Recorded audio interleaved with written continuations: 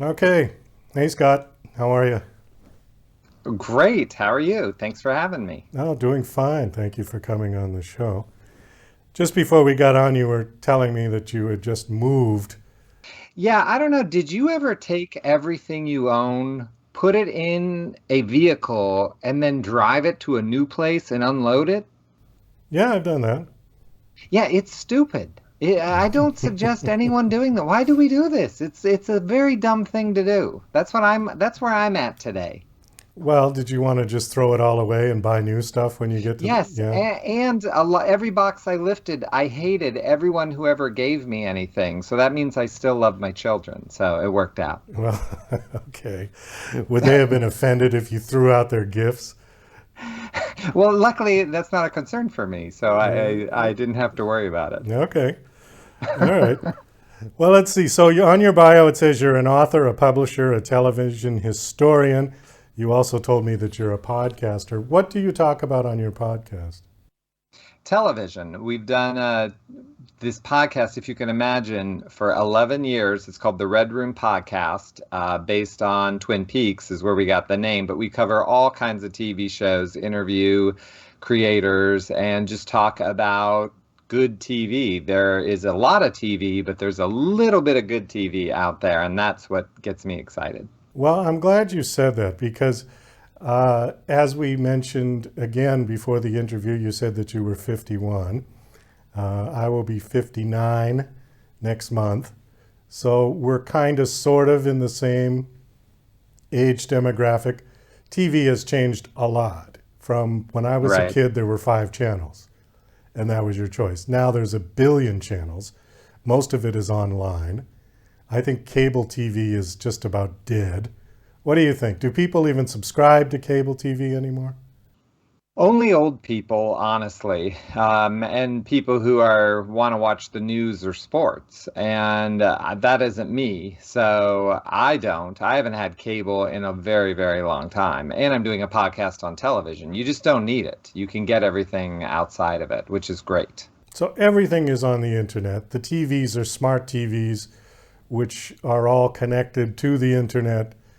There really is no need for Channel 4 and Channel 5 and NBC and CBS particularly. Well, even more so, those channels don't respect the programs that they play anyway. Every once in a while I have to watch something on TV, and it flabbergasts me that they're not happy that I'm watching what I'm watching. They put this big pop-up up and tell me to watch something else some other time. And, I'm like, why don't you be happy with what you got right now? I'm so happy that Netflix, Hulu, HBO Max are not doing that. And I hope they never do, because respect the program that you're playing and don't have a little pop up in the middle. I mean, that's just horrible. I agree. And also, if you watch news shows, they run the lower third constantly, and there's another pop up over in the far right corner. And there's just so much stuff going on the screen that it makes it very difficult to concentrate on the show. Yeah, they're just so concerned that you're going to flip the channel. But I don't watch any news at all. I mean, I want to read my news, which is getting harder and harder to do when I really want to find something out. But for me, I love mostly television from the 90s. That's what most of my books are about, because I think that's when I was in college and things really affect you. And it sort of lasted with me my whole life. Okay, I think I stopped watching broadcast television around that time. So my knowledge of 90s TV is pretty limited. I do remember Seinfeld. I think that was on in the 90s, wasn't it? It was, yeah. By the time I got home, I always watched The Tonight Show. I think Johnny left in 92, 93. Right around, I think it's 92. Okay, and then Jay Leno took over. But we don't talk about Jay Leno. We talk about David Letterman now. Then my Oh, book right, is you got about a David Letterman book. Letterman. Okay, I mean, Leno, come on. No, no, no, no. I agree. Given the choice, I prefer David Letterman. So, what is your book about? Let's talk a little bit about that. It's the last 6 weeks of Dave's tenure on Late Show with David Letterman. I interviewed 20 of his staff. Most of them never had given an interview in their life before, including the HR lady who ran the company, she gave a great interview. And then I just go through those final 6 weeks of shows, which, so much we could say that television isn't television anymore. To me, when Dave signed off, I think when you look to the future, that will be the mark of the end of television as we knew it. He was the last TV star. He was the last TV star. All right, I'll buy that. So what was the overall takeaway from interviewing all of the people that worked with him? Was he good? Nice guy? Was he? Oh, yeah. I mean, the book really, it is about the end of an era, but what it's really about are people who worked at a company for, some of them, 30 years, and they lost their job. The Letterman show, again, talking about last things in TV, it was owned by Letterman's company, Worldwide Pants. CBS did not own it. Now, The Late Show with Stephen Colbert is owned by CBS because they're never going to make that deal for someone else. So these were all people who honestly worked at a small business who lost their job. So on one hand, it's a story about people trying to send Dave off with a legacy, but then should they jump ship? Should they go to The Tonight Show or, a Netflix series, or do they want to see out this 30-year thing? And you really get to see how much this staff loved Dave and how much he loved them. So how did Dave manage to get that deal? That seems to be, the only other person that I know, Carson owned his shows, I believe. Right, eventually. Yeah. Because, they famously, NBC burnt the first 10, 15 years of The Tonight Show, and Johnny never really forgave them. And so in his contract, he eventually owned The Tonight Show. Well, it was a very big deal for CBS to get in late night. They would have given Letterman anything. And one of the things, because Johnny's person was helping Dave do the negotiating, so he put that in his contract that he would own the show. I'm sure Stephen Colbert could have asked, but they would have said, well, we'll get Steve Carell or, another Stephen. There's a lot of Stevens out there that do TV. Stevens and Jimmys. That's basically it. So I just don't think that will ever happen again.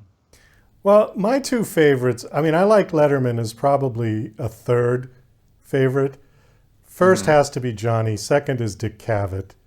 For interviews. That's sort of my heroes in this business. Yeah, I won't argue with you on either of them. Of course, Johnny Carson is the greatest. The king. He just is. Yeah. Letterman would say that. And, two of Johnny's writers went on to write for Letterman. I got to interview both of them. The book is about the last 6 weeks, but you got these guys on the phone. They're telling me stories about Carson at the Oscars and just Carson being him, sending in jokes, like writing jokes after he retired. And to get to talk to those guys was just incredible for someone who loves late night television.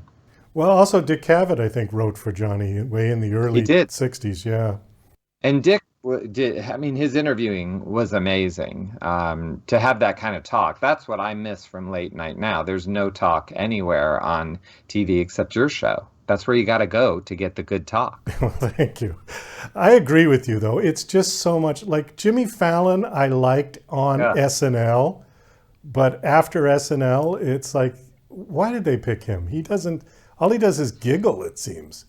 He sits there and giggles at the guests. I'll never be booked on The Tonight Show, so it doesn't matter. But if I ever was, I feel like I would walk out with Monopoly and Parcheesi and Sorry under my hand and be like, oh, don't we just play games? You're not going to ask me questions, right? Why do I want to watch Charlize Theron play Yahtzee? This just is not something that's interesting to me. Do you think the competition from the internet and all of these DIY shows that are now available, including mine, have influenced NBC, CBS, ABC at all in terms of their content? I do think so in some ways, because I think it's fear. But in reality, they wouldn't have, because your show is going to reach, no matter how great it is, it's going to be so small compared to something that beams to every house in the country. I mean, the level of where the Tonight Show and the Late Show is compared to anything like my podcast, if it does great, it might get 15,000 downloads and I'm over the moon. But if you got 15,000 views on the Tonight Show, Jimmy Fallon will be fired the next day. So the level is so different. I think it's just fear because they don't know what to do. They're just lost. I make this comparison with a lot of musicians who I have on the show, because I've been a lifelong musician, and I have other musicians on and we talk about the tech and how it's turned the industry upside down. And one of the things that the major record labels still hold on to, and I believe that the major television networks also still hold on to, is the distribution. They have no control now over content. I've seen people make beautiful talk shows, films, short series that you couldn't tell that wasn't produced with millions and millions of dollars. Could not tell. But they have the distribution wrapped up. Listen, you are speaking my language. I feel like we're approaching two old guys complaining about this old nurse. But I struggle with that so much with my books. It's not about what's in the book. Like I said, my Letterman book, these are people who had never talked before. And everyone who's read the book has loved it. That's not me saying it. You can look on Amazon reviews. But I cannot navigate because I am a small publisher. I own the company, and we just can't get that kind of press to get this book out there to compete with the other big books, because the system is set up to make sure that guys like you and I, who have talent and passion for a subject, cannot get around the people that they're picking to put out there. But I mean, I love it. And let's say something positive. Everyone is good, and cheers to the world. Did I balance it out? Now I don't seem like an old fogey as much anymore. Did I save it? Well, you know what? I think once you pass 50, you qualify. Oh, good, good. Because I didn't feel real when I said the peace and love thing. I felt much more better about complaining.